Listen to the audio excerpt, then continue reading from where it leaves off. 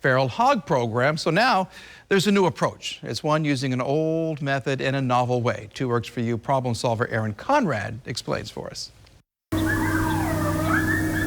As a full moon rises over Mark Euster's Kay County soybean field, a pack of marauders emerges from the tree line. Hard to see at first, but as more come out, you can tell they're pigs. But not just any pigs, these are feral hogs. Probably about 15 years ago that the feral hog problem finally got up here. Feral hogs moved up through Oklahoma from Texas. The highest concentrations are in Oklahoma's southeastern counties. They're a highly reproductive animal. Breeding at just 6 months old, they can have at least 2 litters a year. You can have one pregnant pig in year 1, okay?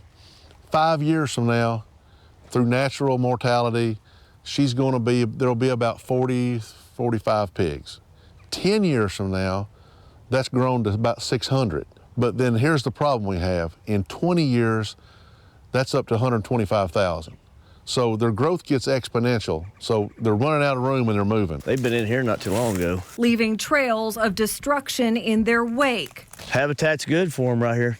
Mark Euster's family has farmed this land just south of the Kansas state line since the land run. We have wheat, corn, soybeans, milo, silage, hay.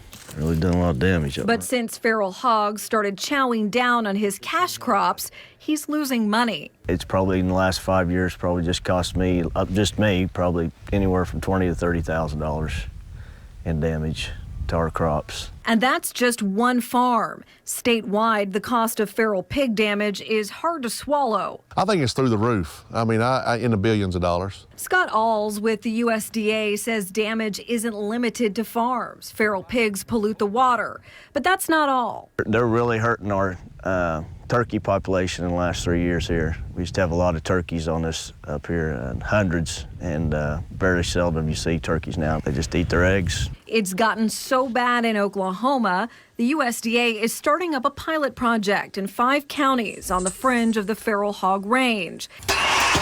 The idea, trap and kill them. We need to harvest 70% of them just to maintain a population. You know, so the goal is to get up in the 80 and 90% range where then you can start pushing them back down. Hitting that goal in Kay County and the 4 counties along the southwest border. If we kind of start on the edges and set a perimeter, then we can work our way south and east and try to tackle it as a state. But feral hogs are smart and skittish, so it takes time to entice whole groups into the traps. Wildlife biologists have discovered if you don't get the whole group at once, the ones that get away won't go inside a trap again. We had one trap out in West Oklahoma. We caught over 60 in one drop. But with patience, enough can be trapped and killed to put a big dent in the population. And for Euster, that's a good start. They're not going to eradicate them by any means, but just at least control the population. This pilot project is set for 3 years, and during that time, conservation districts and the USDA will monitor trapping and keep track of the feral hog damage to help determine the project's effectiveness. Now, if you have a concern you'd like to share with the problem solvers, drop us an email or give us a call. Aaron Conrad, 2 Works for You. An American symbol shot down. Game wardens are investigating a bald eagle shooting. You might remember seeing her pictures earlier this week.